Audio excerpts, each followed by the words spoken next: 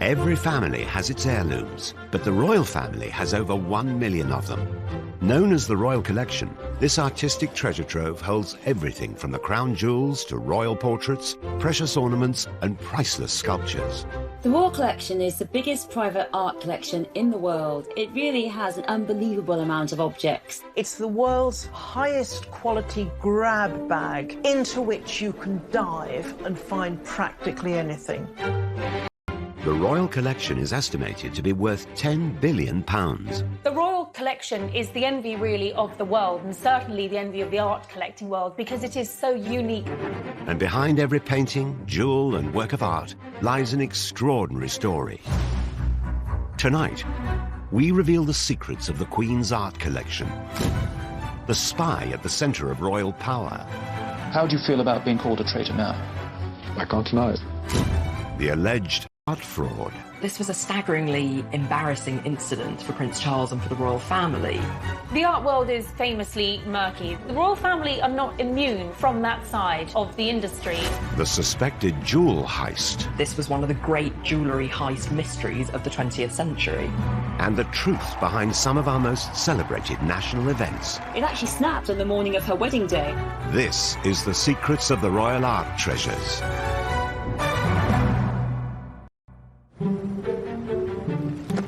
Behind palace doors, largely hidden from view, lies one of the royal family's most magnificent assets, the Royal Collection. We often quantify the Queen's huge wealth in terms of palaces, but we mustn't forget the Royal Collection. There's 1 million objects, it's valued at 10 billion. The Royal Art Collection holds a vast range of items that includes much more than just paintings. The Royal Collection is one of the largest and most important collections of art in the world. Drawings, paintings, sculptures that form part of this collection, and they are spread around 13 different residences, including Buckingham Palace and Holyrood House at Edinburgh. With some 7,000 paintings, a vast number are royal portraits.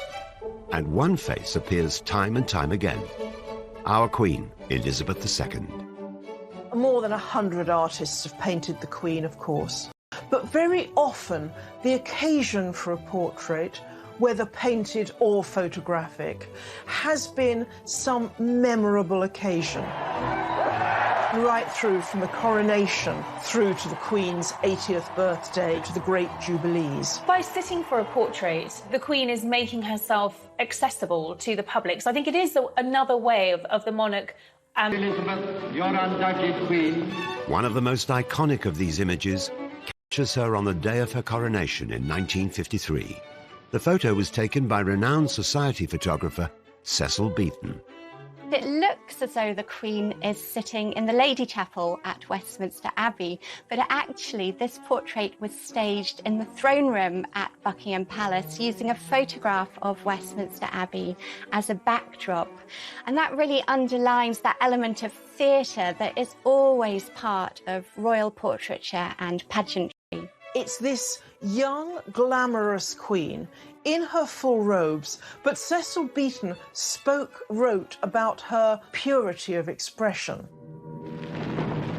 When our Queen took the throne, the nation was recovering from the aftershocks of World War II.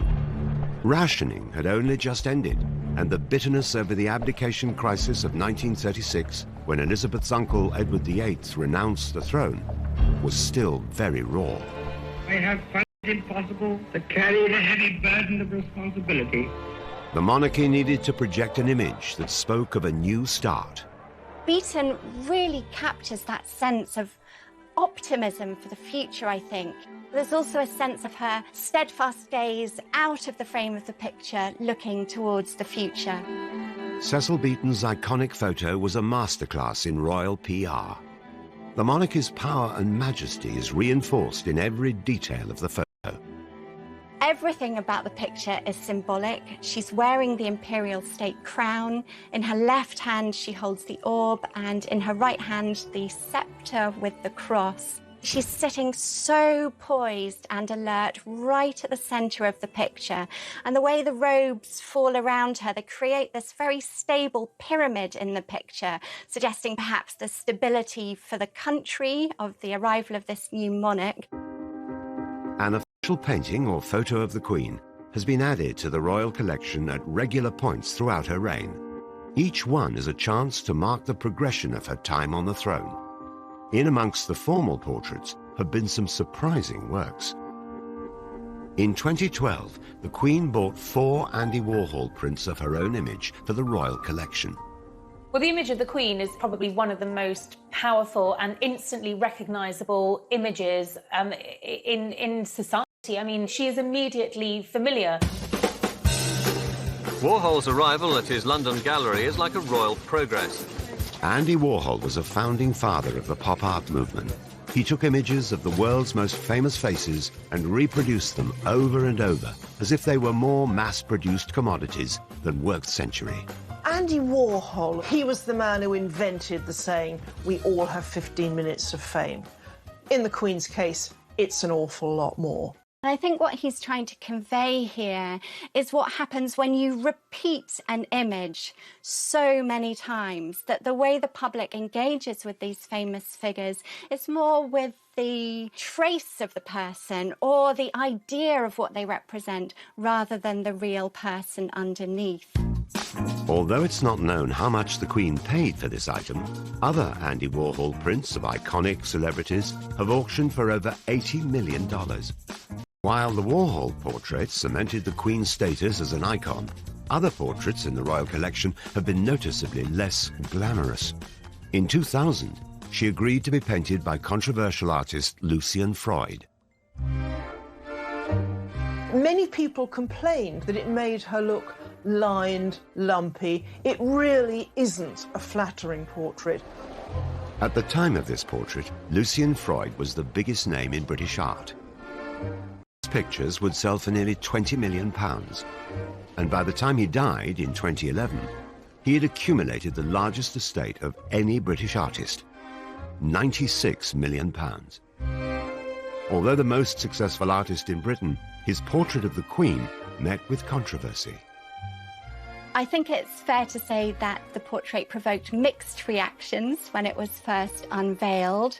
I think the Sun newspaper said that Lucian Freud should be sent to the Tower for painting this picture. The Queen's portraits in the royal collection are surprising insights into her personality.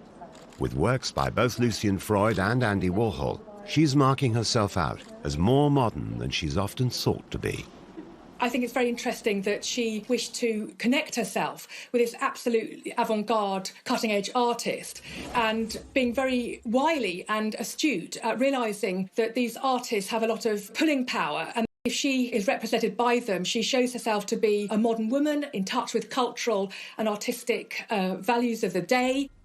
By using portraits to communicate with her public, the Queen was continuing a tradition that goes back to Henry VIII. But it was not until Charles I started collecting art on a mass scale in the 17th century that the foundations of the royal collection were laid. The royal collection, as we know it, really kicked off with Charles I. He was like a little boy in a sweet shop. He began the royal collection on a staggeringly high level. Just as our own Queen has done throughout the 20th century, Charles I filled the royal collection with portraits, the perfect painter for his royal propaganda campaign, Dutch master Van Dyck. Charles appointed Anthony van Dyck as his court painter in 1632 because he realised that Van Dyck had the skills and sophistication to be able to strengthen Charles I's public image and to promote his royal authority. Charles I's reign would come to a bloody end with defeat to parliamentary forces in the English Civil War and his public beheading. But in 1633, the increasingly unpopular king wanted to persuade his subjects of his divine right to rule. Realizing the power of his image, he commissioned Van Dyck to paint one of the most striking works in the history of royal portraiture. It shows him on horseback coming through an archway, and it's a splendid symbol of royal portraiture at its most magnificent. The king himself was actually a small man of 5'4". He looks like a giant on the back of his steed. The way he controls the horse almost is an emblem of his own ability to hold the reins of power, that he is bestrutting the British nation. He has the nation in his control. Once completed, Charles I found an imposing place in which to hang his new portrait. It was deliberately placed at the end of a gallery in St James's Palace, so that if we were a courtier or a visitor coming in, would be confronted with what looked like the king on horseback coming towards us.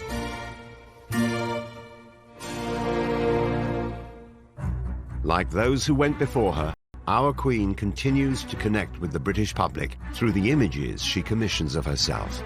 But the Royal Collection not only holds paintings, it also boasts some of the most famous and valuable jewels in the world. And when the Queen really wants to dazzle her public, nothing brings a sparkle to the royal family like the crown jewels.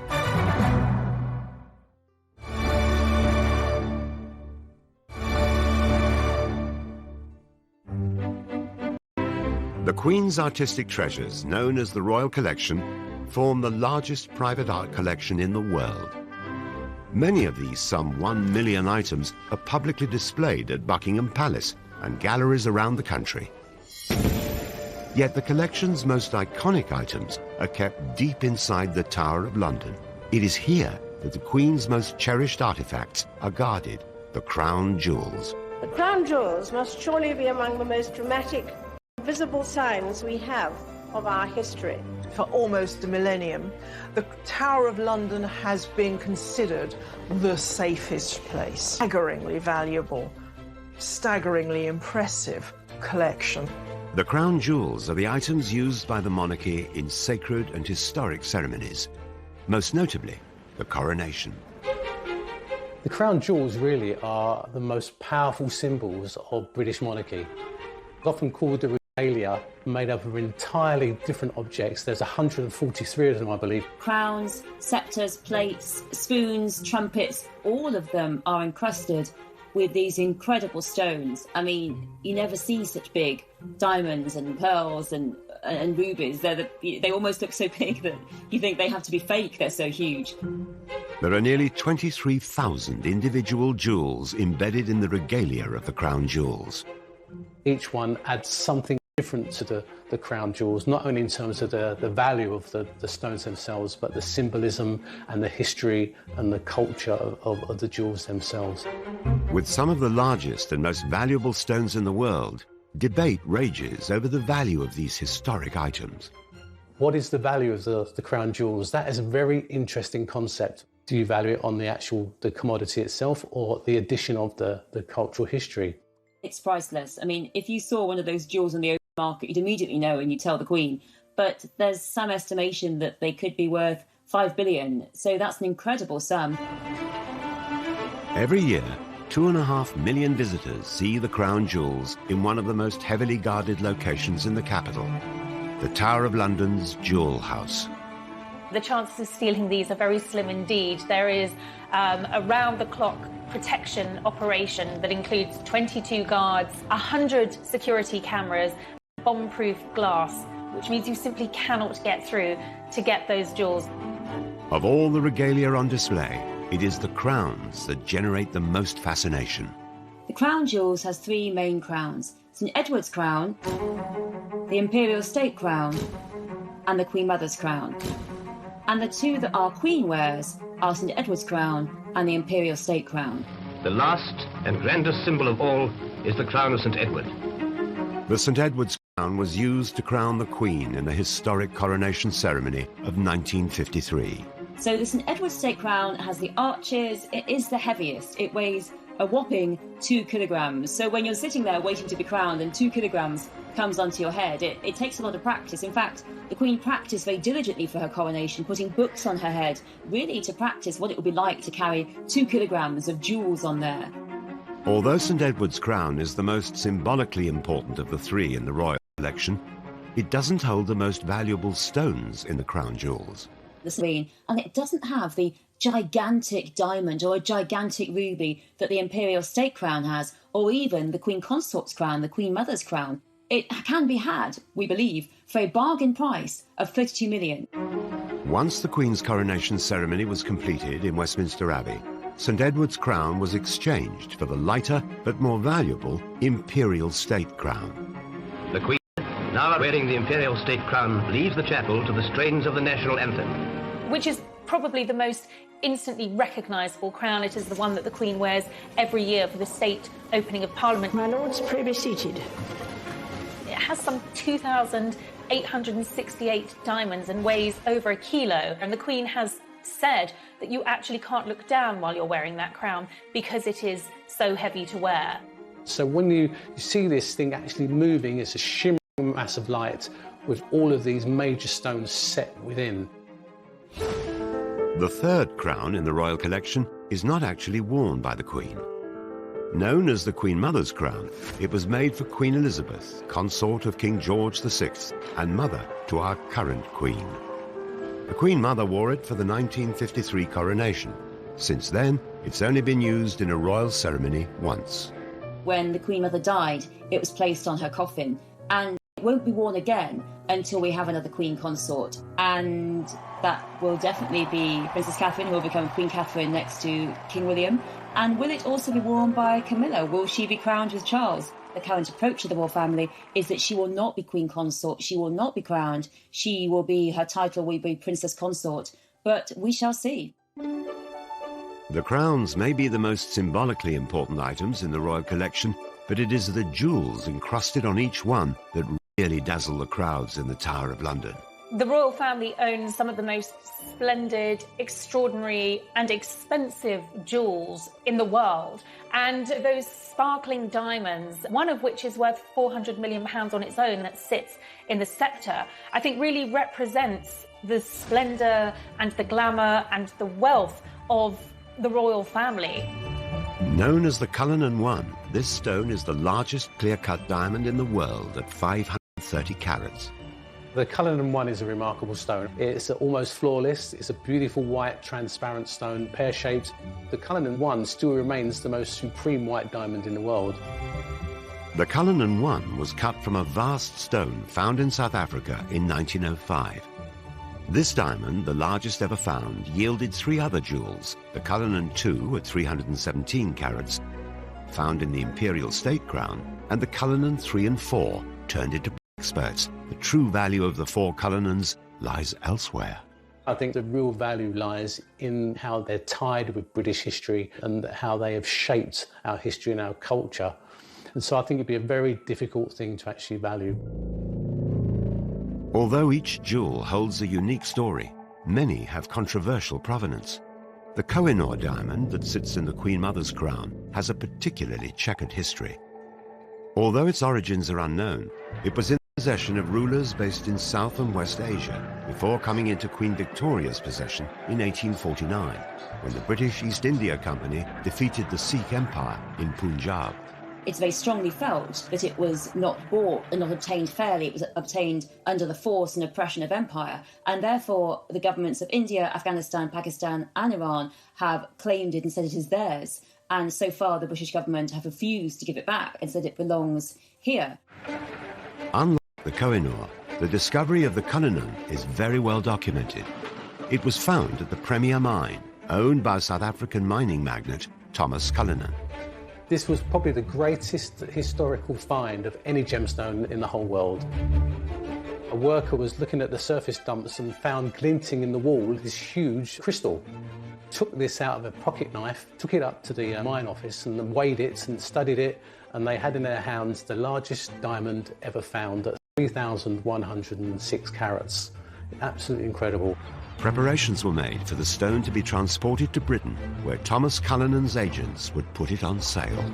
And then once it was going to be shipped by boats to England, a replica was made, and the actual real stone itself went via just normal posts in the post, and the actual replica went in a special armed guard as a decoy stone.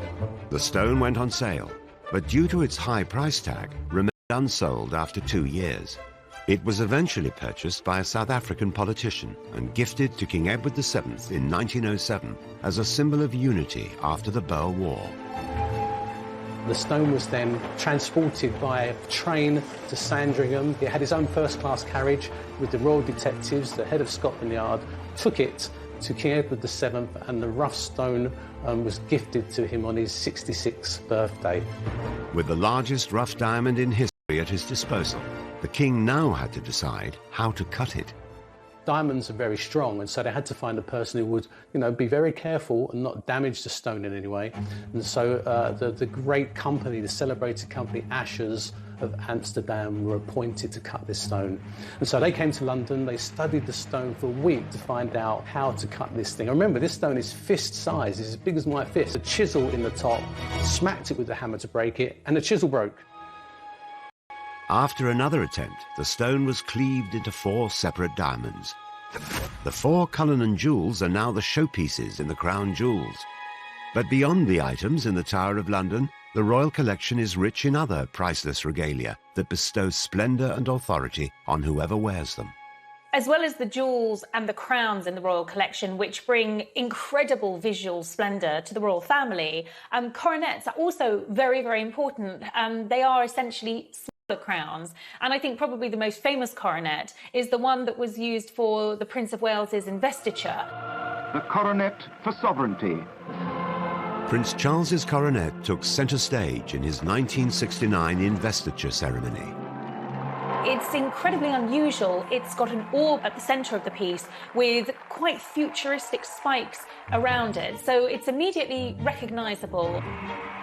The royal collection provides the star items for any coronation or investiture.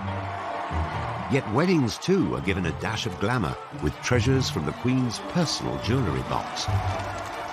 We're most used to seeing tiaras at royal weddings, but we also see them at state receptions as well. And they are usually gifted within the royal family and handed down from one woman to another. So there is that historical link. The tiaras are what we all have in our head when we think of a princess fantasy, Disney style. On her wedding in 1947, the Queen wore the Queen Mary fringe tiara, given to her by her mother.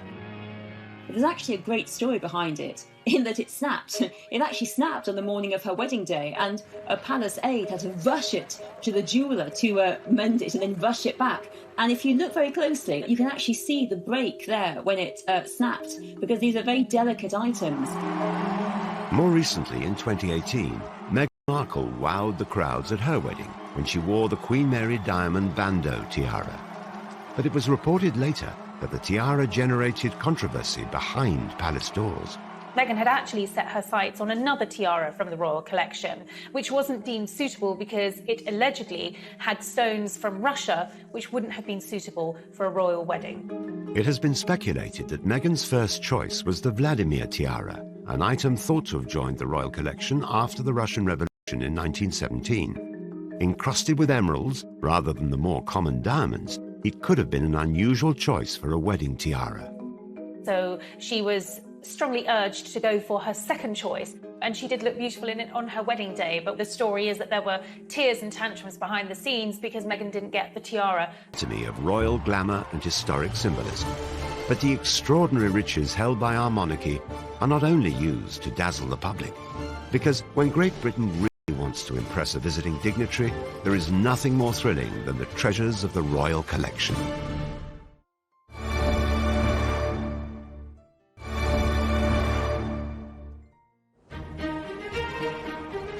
The royal family's art treasures form an unparalleled collection of paintings, jewellery, tapestry and objects. And these treasures serve a purpose when the Queen holds a state visit. The Queen normally hosts about 2 state visits every year. A president or a king or a queen comes from a different country, and a very central moment of this is when the Queen takes the head of state on a personal tour of the royal collections, and they will see the treasures, and they very often are shown various items that refer to their country. The director of the royal collection will draw up a list in conjunction with the librarian who's based at Windsor Castle, and they will then draw up a list, pass it on to the Queen, discuss with the Queen, because obviously you don't want a vast array of items, but enough to whet the appetite of the visitor, just to give them an idea of what the royal collection has and what it's all about. When the Obamas came to visit, they were shown a first edition of the book, Birds of America, which I think the value on the open market was something like £11 million. They were shown a first edition of Harriet Beecher Stowe's Uncle Tom Cabin, signed by the author, which, has particular relevance for the first black president. And the Queen, apparently, she herself is very up on the artifacts around the paintings at Windsor. She, after dinner, will often take visitors on a tour, telling them exactly what they're looking at. A state visitor is not only shown the treasures of the collection, but they'll also get wheat from one of its finest items. A state banquet is a glittering occasion, and a lot of that is due to the incredible dinner service. And this is George IV's dinner service. It's silver and gilt, and it's just gigantic. 4,000 items. Took 25 years to assemble. And when the full banqueting table is unleashed, it can seat 160 guests. It's not a dinner service as you might imagine. The items don't all match, but there are masses of them. There's candelabra to act as centerpieces on the table. There's the cutlery and the silver gilt plate. It takes 3 days to lay the table. Even its own set of butter molds, and is the legacy of George IV in the 19th century. George IV was a great spendthrift. He didn't care whose money it was as long as it wasn't his. The government were concerned that there was no heir, and they felt that he should get married and produce an heir. And he kind of blackmailed the government because he was in such debt. He said, OK, I'll get married, but you've got to pay my debts first. So the government paid his debts. He got married. He didn't like his wife, and he went back on a spending spree again. And a lot of what we see in the Royal Collection Day is as a result of George IV's spending spree. A state dinner takes 4 months to prepare and is ultimately overseen by the Queen. The state visit is very important to the United Kingdom because it's about relations, it's political relations, diplomatic relations, and hopefully trade relations. And the Queen really does put on a tremendous show. And because she puts on a tremendous show, because there she is, she's head of state of the UK, and she will go and inspect it a couple of hours before the dinner actually takes place. If something is out of place, she'll say it's out of place, and she has a very keen eye for perfection. And after dinner, the Queen has also been known to give her guests a guided tour of some of the old masters that hang in the palaces. The Queen knows more about every item than any tour guide. But I don't know if we really have the feeling that she has a huge personal interest in art, except perhaps as it shows horses. What sort of art does the Queen like? Well, I suppose first coming to mind are horses. Yes, she loves horses, she loves dogs, she likes people as well, not necessarily in that order. The Queen doesn't profess to be an art aficionado or an art historian. It's the old cliché, isn't it? She likes what she likes. Perhaps some of the greatest collectors of more recent times are Queen Victoria and her consort Prince Albert, who added their treasure to the royal collection. I think Victoria and Albert, part of their relationship was entwined through art. So I don't think you can put enough emphasis on the fact that almost art was the glue that forged their love between themselves. So they both loved drawing and etching. They both visited exhibitions together. They both sat for portraits and photographs. Queen Victoria and Prince Albert shared a great enthusiasm for art, and they would often exchange artistic gifts on occasions such as birthdays and Christmas. Prince Albert especially was very knowledgeable. We owe a lot to Prince Albert. One of Albert's big things was education. His legacy, in a sense, is what's been called Albertopolis, the complex of museums in South, began putting things together so that the British people had a chance to see more of what the British monarchy were viewing every day. Victoria's choice of art at times reveals the passionate relationship that the couple enjoyed, such as Florinda by German painter Franz Xaver Winterhalter. This is a painting that Queen Victoria bought for Prince Albert's birthday in 1852. And if you think of our slightly buttoned up, straight-laced idea of Queen Victoria, this picture looks rather surprising. You know, Queen Victoria is the monarch who famously, when she visited the V&A Museum, they had to go around and put fig leaves on all of the sculptures. And what you're looking at here is a picture based on a story of the Princess Florinda, and she's gone out to bathe in a pool close to her castle in Toledo with her maidens, and all of them are in varying degrees of undress. Now, what Florinda doesn't know is that the young Rodrigo is spying on her from behind the bushes, and the story is that Rodrigo fell in love with her so passionately he then seduced her, which made her father, the Count, so angry that he actually went out and encouraged the Arab invasion of Spain. And during the battle, Rodrigo was killed. What I find very interesting is that this painting was chosen to hang in Osborne House, the most intimate of the royal residences, over their working desks where Victoria and Albert would do their paperwork. And so it was an image that they would both be enjoying on a daily basis. And I think being such an essential image of semi-clad women says quite a lot that they chose that in their private working space. We know that they had a very loving and close relationship.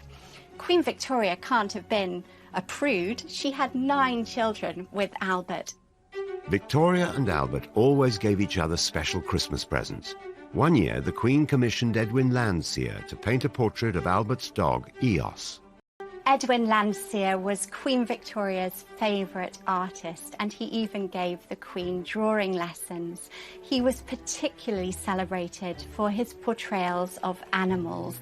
The painting of Albert's dog Eos is a quite distinctive element in the royal collection because it shows this beautiful dog that Albert loved to bits. In a way, it's almost a portrait of Albert because it shows the dog standing by certain items of clothing of the princes, his hat and cane. It also is very affectionate, and these qualities of love and commitment were qualities that obviously he showed to not only his wife but also the British nation. Landseer's paintings have been known to fetch millions on the open market. The value of Eos is doubtlessly increased by the significance it had for Victoria, particularly after Albert's early death from typhoid at the age of only 42, leaving her a widow for the next 40 years. The Royal Collection also holds special mementos of the other great loves in her life, her 9 children. In the collection at Osborne House is a remarkable group of marble sculptures. They're based on plaster casts that were taken from her children as they slept. Queen Victoria kept these marble sculptures in her private apartments at Buckingham Palace. I think it tells us quite a lot about her love of her family and the fact that she wanted to project an image of a loving mother. Under Victoria and Albert, the Royal Archives also began to burgeon with a new form of art, photography. The Queen and her husband understood that the power of their image would be crucial to the success of Victoria's reign.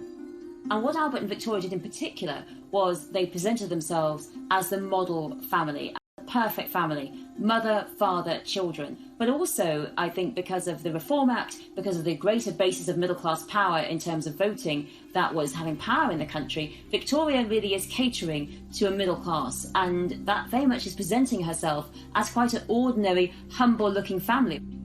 Like these portraits in which Albert and Victoria are just looking like they're chatting in Windsor Castle, in which Victoria looks like any Victorian mid-century housewife. She's got a very ordinary outfit on. They look like any ordinary couple, which was really quite revolutionary at the time. Every king normally has himself painted in bling or intimidating, and here's Victoria looking like anyone's next-door neighbour. Like Victoria before her, our current Queen is now the custodian of the Royal Art Collection, which has grown to become one of the largest in the world. But it is a collection that has not been without its scandal and betrayal. How do you feel about being called a traitor now? I can't deny it. And the family's treasures have also been a target for theft. This was one of the great jewellery heist mysteries of the 20th century.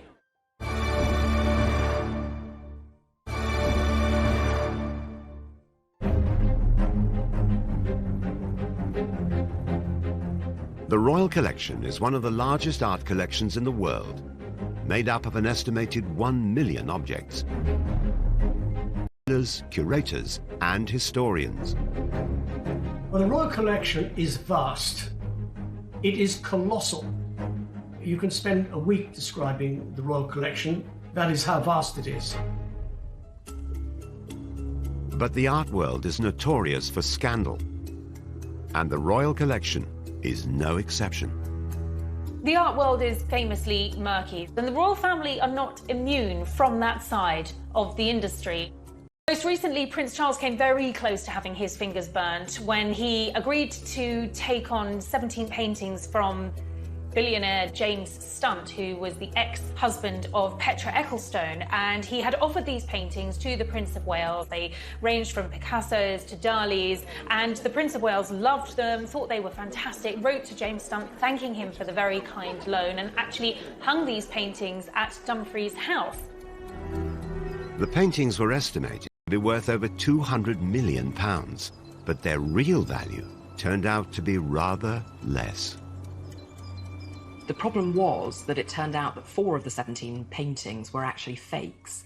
There was a Picasso, in quotes, a Picasso, a Chagall, a Dali, and a Monet water lily painting, which were clearly fakes. So this was a staggeringly embarrassing incident for Prince Charles and for the royal family. The story broke and was even more embarrassing when it was announced that a very famous art forger in America, a man called Tony Tetreault, who still makes copies of paintings today, admitted that he had made these pictures at his kitchen table in California. James Stunt has since denied any wrongdoing and told the media that all his art is genuine. The controversy led Prince Charles to immediately remove all the artwork from Dumfries' house. It's not unusual at all for works to be loaned all over the world, often on long term for many, many years. But I think when you insure 4 paintings like these, you've really got to know that you're dealing with the real thing and that the person who they've been loaned from is a reliable and safe pair of hands, a serious collector. Charles's brush with illegitimate art wasn't the first time that the royal family or their collection of treasures had been dragged into a scandal. Over 80 years ago, Edward VIII was believed to have taken jewels from the royal collection as a gift for his lover, Wallis Simpson. She was a woman who loved jewels. She had wonderful taste in jewels. She had this amazing collection that was worth millions and millions, absolutely incredible collection. I suppose Edward thought it was fine to give jewels to woo Wallis because she'd be the queen, but as it turned out, she wasn't the queen, and... 46, the controversial former monarch returned to the UK with his wife for the first time since his infamous abdication. But in mysterious circumstances, all of Wallis Simpson's jewellery, including the jewels from the royal collection, disappeared. They went out for the evening to the theatre, and Wallis Simpson was specifically asked beforehand would she like to pack away her jewels in a strong box, and she said no, it's fine, they're fine as they are. But lo and behold, when they came back that evening, they found that a small box of jewels had been stolen. But the mystery deepened immediately because there was a string of pearls belonging to Queen Alexandra that was found on a local golf course. And immediately there were conspiracy theories all over the place. It really all seemed a bit suspicious. Was it someone in the royal collections trying to steal the jewellery back? Or was it Edward himself trying to do some kind of insurance job? If you're going to steal all that kind of jewellery, you would expect it to be immediately broken down, sold off, not end up in a golf course somewhere. Despite an arrest for the theft being made in 1947, millions of pounds worth of Wallis Simpson's jewellery was never found. This was one of the great jewellery heist mysteries of the 20th century. But the biggest scandal to hit the royal collection wouldn't be fake art or a mysterious disappearance. It would turn out to be the man in charge of the entire collection. After the Second World War had ended, the Queen's father, King George VI, employed art historian Anthony Blunt as surveyor of pictures and in charge of the royal collection. Anthony Blunt does fit in to a long line of royal servants, but those who have been particularly associated with art. He was a great art lover and he really was devoted to the art collection. After Elizabeth succeeded her father to the throne, Anthony Blunt continued in his role, curating and maintaining all of the Queen's art. And in 1956, he was rewarded with a knighthood. He was a very effective and very talented member of staff. What is historically the most interesting? Well, I suppose really the three heads of Charles I, which was executed for Charles I and was to be sent to Rome. Whilst the art Anthony Blunt collected was authentic, his own identity turned out to be illegitimate. What the general public didn't know is that Anthony Blunt had been one of the Cambridge spies during World War II. He was involved in very serious spying, and yet it simply wasn't known. In 19spy, alongside Donald Maclean, Guy Burgess and Kim Philby, together they were considered among the biggest traitors in British history. 3 of the spies had already defected to the Soviet Union after their cover was blown. But Blunt managed to keep his identity a secret, even from the British monarchy. The man never had any access to any official secrets or any documents. All that he had access to was in the royal collection. But he was seen as a threat at the time of his exposure. In return for a full confession, Anthony Blunt was granted immunity by MI5, and his espionage was kept secret from the public. He continued to work for the Queen as her surveyor of pictures until his retirement 10 years later. Amazingly, after this discovery, of which the Queen was told about, Anthony Blunt was allowed to continue working at Buckingham Palace and continued his relationship with the Queen, all the while knowing, both him and her, that it had been discovered that he was in fact a spy. Many spies were executed after the war, but Blunt certainly got away with it. The shocking secret remained under wraps until 1979, when Anthony Blunt was exposed by Margaret Thatcher in the House of Commons after she evoked her parliamentary privilege to reveal his true identity. Parliamentary privilege means that a MP can say something in Parliament without being sued. Mrs. Thatcher actually said it, that Anthony Blunt had been a spy against the British interest, and therefore it was really strongly felt that he simply shouldn't have a knighthood. How are you feeling just a moment? Just turn around. John Cairncross would later be uncovered as the 5th and final member of the spy ring. But the discovery of Anthony Blunt, who had worked for over 20 years alongside the Queen, remains the most shocking.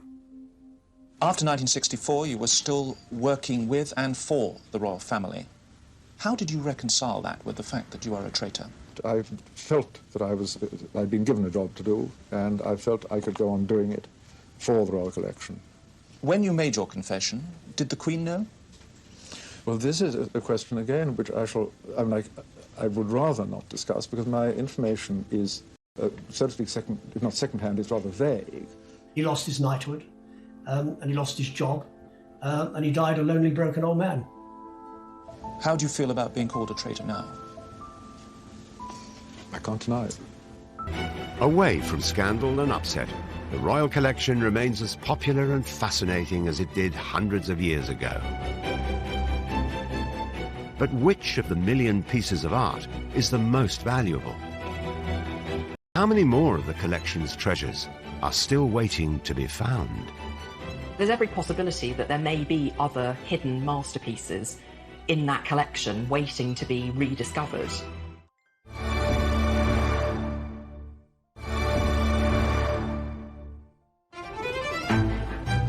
Hidden within the royal palaces are some of the most valuable and unusual pieces of art ever to have been made. The royal collection actually holds one of the most extensive collections of Faberge objects anywhere in the world. There are around 600 objects, and that ranges from the famous Faberge eggs through to flowers, commemorative plaques, jewellery, boxes. Some of these treasures, made by the jeweller Carl Faberge, were gifts that the Russian royal families would give each other for Easter. The enthusiasm for Faberge pieces was soon taken up by their British royal cousins. One of the starting points for the Royal Collection of Faberge was a commission made by Edward VII as a Christmas present for Alexandra sometime in the 1900s. And what it is a collection of carved hard stone figures of animals that were in the royal farm at Sandringham. Carved from all sorts of different stones, wonderfully skillful pieces of craftsmanship. Semi-precious stones themselves, but perhaps a little garnets or rubies inset for eyes and things like that. And they must have been a charming present to receive. But maybe the most iconic of the Queen's collection is this bejewelled mosaic Easter egg, a gift given by Nicholas II, the last Tsar of Russia, to his wife, the Tsarina. Inside are images of the Tsar's children. It's absolutely one of the masterpieces. Designed by a designer called Alma Pill, who had the idea for the egg when she saw her mother-in-law working on a piece of embroidery. And that's what the egg looks like. So it's a lattice work of platinum, and into that platinum are inset all these different precious and semi-precious stones, create this wonderful image of the egg.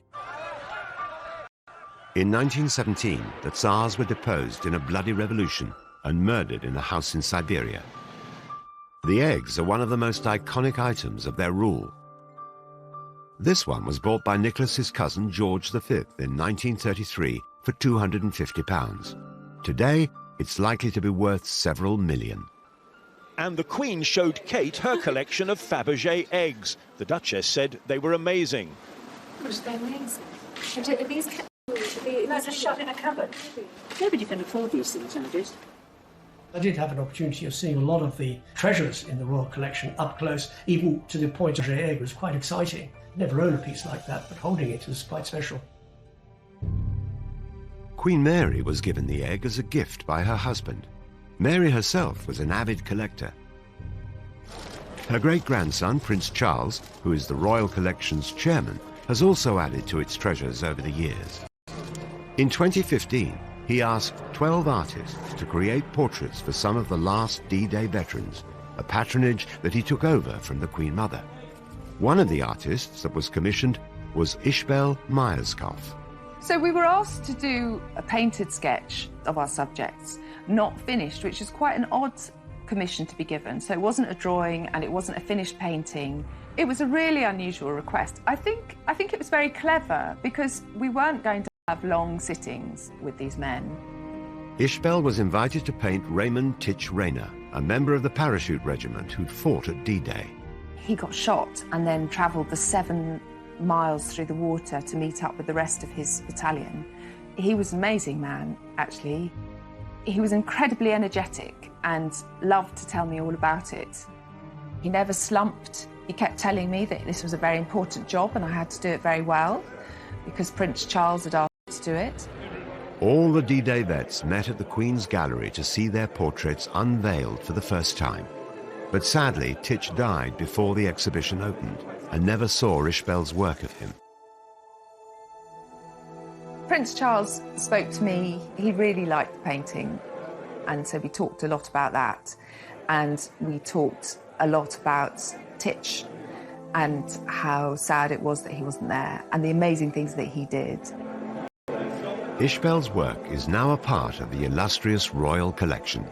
It's very exciting to be part of the Royal Collection. I grew up with my father telling me about the Holbein drawings and all the fantastic things that were in the collection. And if he were alive, he'd be very excited to think that I had work in it. And I think it's very important that new work is commissioned, especially work like this, which it commemorates how the ordinary man can do something extraordinary.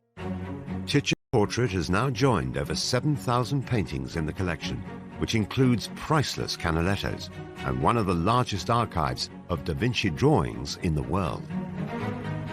The collection is so huge that sometimes there are treasures buried within it which have remained hidden for centuries. For over 300 years, this image of the calling of Saints Peter and Andrew lay in a storeroom at Hampton Court Palace, until an Italian expert had a hunch that it might be the work one of the world's most celebrated painters, Caravaggio. He was most famous for very dramatic theatrical effects of light, but also he was renowned because he used regular people who he met in the street in Rome for his sitters, and that was seen as completely irreligious and revolutionary. You know, here were saints and apostles and images of Jesus and the Madonna, but they were actually regular men and women just picked off the street with their rough, interesting, asymmetric faces. So that was seen as incredibly daring.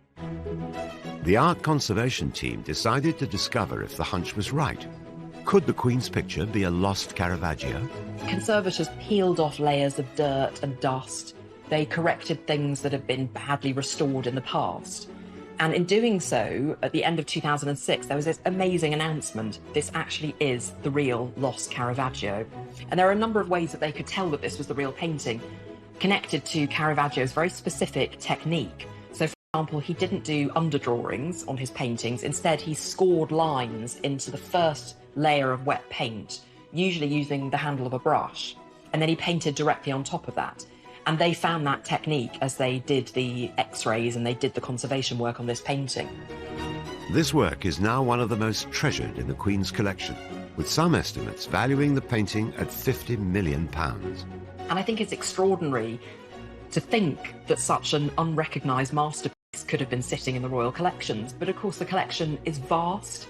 It has over 1 million objects, which includes, in the painting collection alone, over 7,000 paintings.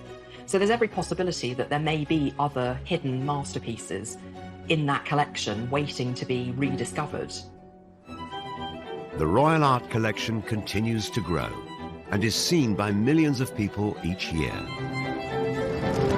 But how much of it was lost when tragedy struck in 1992?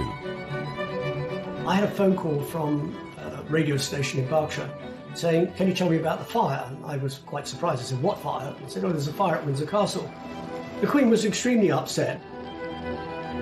And who really owns the magnificent collection of masterpieces? The monarch or us? Kỷ niệm xưa mãi sống trong cuộc đời tôi, thân tin tôi thơ. Rồi ngày tháng trôi đi, bao nhiêu mong ước xa xưa chỉ còn là kỷ niệm. Từng đêm tôi nhớ về cuộc đời đua trên bốn bề giàu lo, nhiều lúc ước mơ rằng được phép nhiệm màu đưa tôi về thuở xa xưa, bay cao cùng cánh diều đua chơi với đám bạn. Hồn nhiên ngày thơ vui đua ngày tháng, để lòng tôi hân hoan dưới trời mây, ngày xưa dấu yêu còn đâu.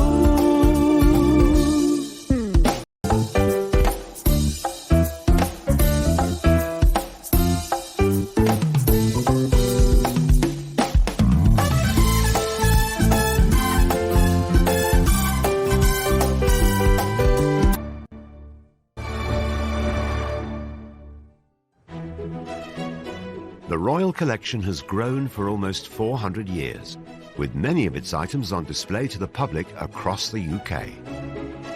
It is part of the national heritage that we have this collection, that we are lucky to have this collection and lucky that we are able to show this collection to millions of people every year.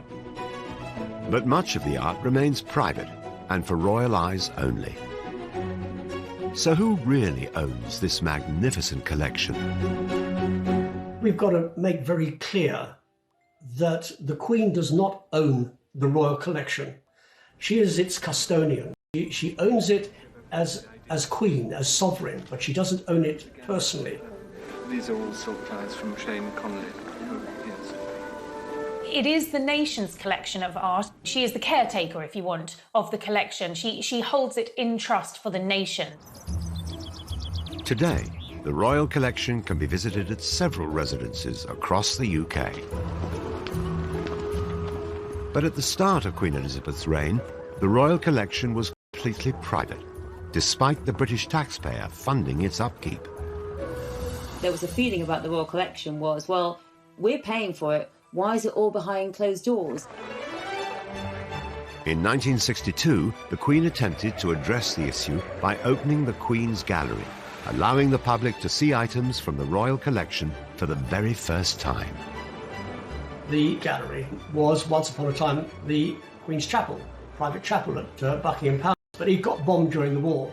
And there wasn't really a need for a private chapel at the palace anymore. And it was Prince Philip who came up with the idea, well, why don't we create a gallery? In what used to be the chapel of Buckingham Palace, a new art gallery presents a wonderful opportunity for the public to see some of the treasures owned by the Queen.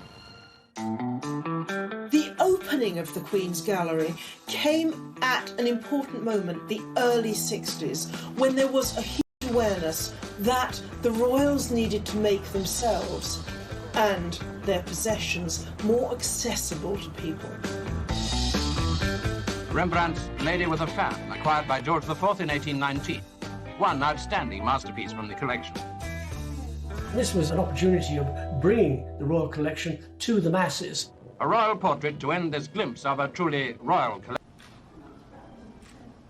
The Queen took further steps to connect the royal collection and the public, but only after disaster struck in 1992. I was actually in my office at Buckingham Palace, in the press office, and I had a phone call from a radio station in Berkshire saying, can you tell me about the fire? And I was quite surprised. I said, what fire? They said, oh, there's a fire at Windsor Castle. The Queen's favoured residence had been engulfed in flames after a faulty spotlight ignited a curtain. The Queen was extremely upset. Windsor has a great attachment to the Queen. I suppose it's the biggest attachment she has after Balmoral Castle in Scotland. 115 rooms in Windsor Castle succumbed to the tragic blaze, which continued long into the night. But miraculously, only 2 works of art from the royal collection were lost in the fire. But the impact of the fire on the royal collection, fortunately, was quite minimal. But the monarchy was really under the cosh because nobody knew how this was going to be paid for. In order to fund Windsor Castle's £62 million restoration, the Queen decided to open up several state rooms within Buckingham Palace to the public. And within a week, bookings for the next 3 years were sold out. Changing the guard at Buckingham Palace, always popular with tourists, but from tomorrow nearly 500,000 people will have the chance to see inside. The Queen also established the Royal Collection Trust, a charity that would ensure the upkeep of all the royal art. For just 2 months and £8, 18 state rooms are on show. The trust would be funded by the cost of admission, as well as the odd bit of memorabilia. We also got a terrific range of merchandise. It's so good. Look at this tie. Now that is part of this year's merchandise. After Windsor Castle's restoration was complete in 1997, more royal residences opened to the public. Have a lovely day. Thank you. Just go to the middle doors, please. Thank you very much. And last year, almost 8 million people saw items from the royal collection. But debate continues as to whether the public should have more say in what is included in the lineup. There's always been a very delicate balance between monarchy and public, because the monarchy is one thing and the public is something else. And yes, there are those who say that it should be joined up, but how joined up should it be? The Queen has the final say in terms of what is curated for the royal collection, what goes on display, and where, of course, these priceless pieces of art are displayed. The royal collection has always been all the way back to Charles I.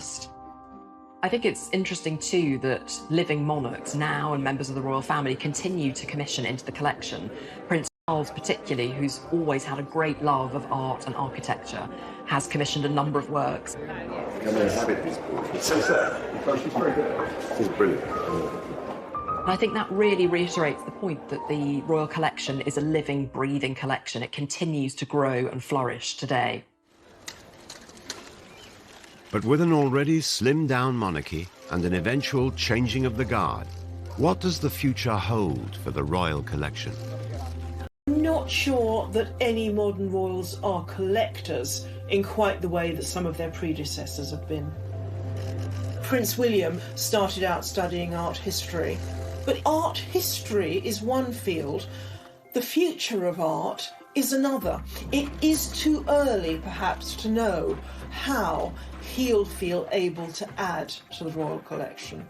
Perhaps the Duchess's interest in photography gives some clue as to portrait. The Duchess of Cambridge, herself an art history graduate from St Andrews University, is an accomplished photographer. The first time that the world saw Princess Charlotte up close with her brother Prince George was when her mother released these photos. The shots, I think, by a photographer could be quite formal, and she wants to have much more sort of action shots, much more intimate shots, and really I think that's very much her way of giving out this vision of the family, vision of her family, which it is one of happy lives for the children, and they are living a comparatively ordinary life. At the end of the day, they're being photographed by their mother, and that really comes across in the pictures, which are very candid, very natural, and very beautiful.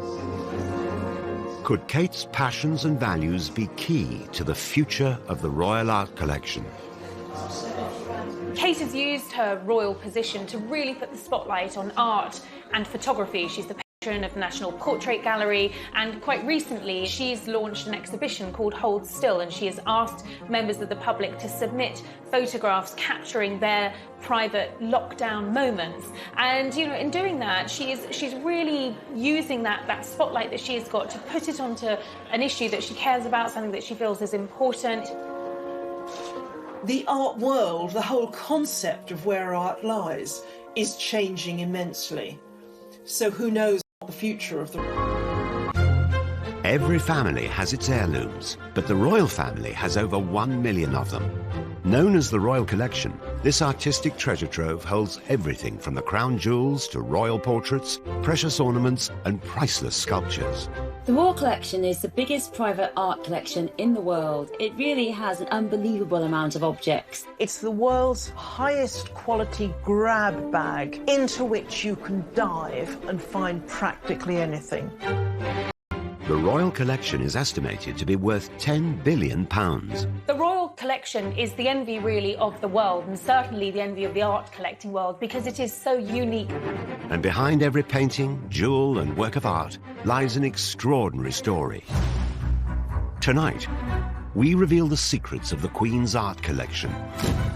The spy at the centre of royal power. How do you feel about being called a traitor now? I can't deny it. The alleged art fraud. This was a staggeringly embarrassing incident for Prince Charles and for the royal family. The art world is famously murky. The royal family are not immune from that side of the industry. The suspected jewel heist. This was one of the great jewellery heist mysteries of the 20th century. And the truth behind some of our most celebrated national events. It actually snapped on the morning of her wedding day. This is the secrets of the royal art treasures.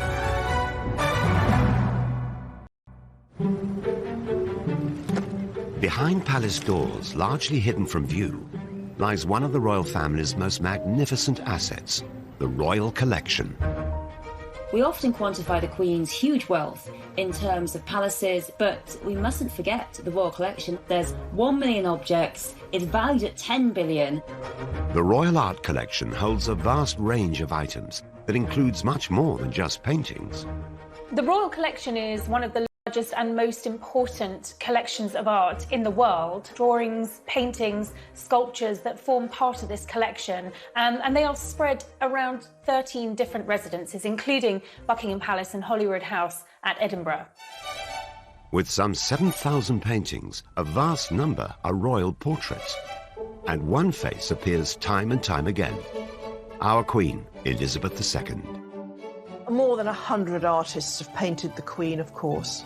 But very often, the occasion for a portrait, whether painted or photographic, has been some memorable occasion. Right through from the coronation, through to the Queen's 80th birthday, to the Great Jubilees. By sitting for a portrait, the Queen is making herself accessible to the public. So I think it is another way of the monarch. Elizabeth, your undoubted Queen. One of the most iconic of these images captures her on the day of her coronation in 1953. The photo was taken by renowned society photographer Cecil Beaton. It looks as though the Queen is sitting in the Lady Chapel at Westminster Abbey, but actually this portrait was staged in the throne room at Buckingham Palace using a photograph of Westminster Abbey as a backdrop. And that really underlines that element of theatre that is always part of royal portraiture and pageantry. It's this young, glamorous Queen in her full robes, but Cecil Beaton wrote about her purity of expression. When our Queen took the throne, the nation was recovering from the aftershocks of World War II. Rationing had only just ended, and the bitterness over the abdication crisis of 1936, when Elizabeth's uncle Edward VIII renounced the throne, was still very raw. I have found it impossible to carry the heavy burden of responsibility. The monarchy needed to project an image that spoke of a new start. Beaton really captures that sense of optimism for the future, I think. There's also a sense of her steadfast gaze out of the frame of the picture, looking towards the future. Cecil Beaton's iconic photo was a masterclass in royal PR. The monarchy's power and majesty is reinforced in every detail of the photo. Everything about the picture is symbolic. She's wearing the imperial state crown. In her left hand, she holds the orb, and in her right hand, the scepter with the cross. She's sitting so poised and alert right at the center of the picture. And the way the robes fall around her, they create this very stable pyramid in the picture, suggesting perhaps the stability for the country of the arrival of this new monarch. An official painting or photo of the Queen has been added to the royal collection at regular points throughout her reign. Each one is a chance to mark the progression of her time on the throne. In amongst the formal portraits have been some surprising works. In 2012, the Queen bought 4 Andy Warhol prints of her own image for the royal collection. Well, the image of the Queen is probably one of the most powerful and instantly recognisable images in society. I mean, she is immediately familiar. Warhol's arrival at his London gallery is like a royal progress. Andy Warhol was a founding father of the pop art movement. He took images of the world's most famous faces and reproduced them over and over, as if they were more mass-produced commodities than worked century. Andy Warhol, he was the man who invented the saying, "We all have 15 minutes of fame." In the Queen's case, it's an awful lot more. And I think what he's trying to convey here is what happens when you repeat an image so many times, that the way the public engages with these famous figures is more with the trace of the person or the idea of what they represent rather than the real person underneath. Although it's not known how much the Queen paid for this item, other Andy Warhol prints of iconic celebrities have auctioned for over $80 million. While the Warhol portraits cemented the Queen's status as an icon, other portraits in the royal collection have been noticeably less glamorous. In 2000, she agreed to be painted by controversial artist Lucian Freud. Many people complained that it made her look lined, lumpy. It really isn't a flattering portrait. At the time of this portrait, Lucian Freud was the biggest name in British art. His pictures would sell for nearly £20 million, and by the time he died in 2011, he had accumulated the largest estate of any British artist, £96 million. Although the most successful artist in Britain, his portrait of the Queen met with controversy. I think it's fair to say that the portrait provoked mixed reactions when it was first unveiled. I think the Sun newspaper said that Lucian Freud should be sent to the Tower for painting this picture. The Queen's portraits in the royal collection are surprising insights into her personality.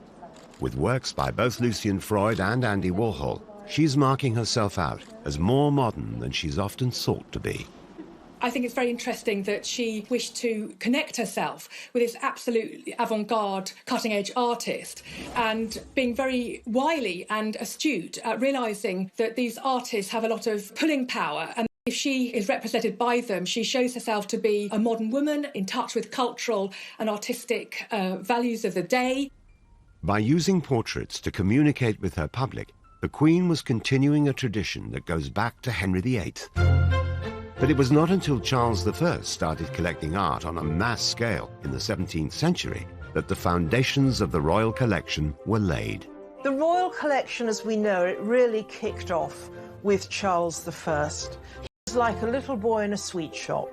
He began the royal collection on a staggeringly high level. Just as our own Queen has done throughout the 20th century, Charles I filled the royal collection with portraits, the perfect painter for his royal propaganda campaign, Dutch master Van Dyck.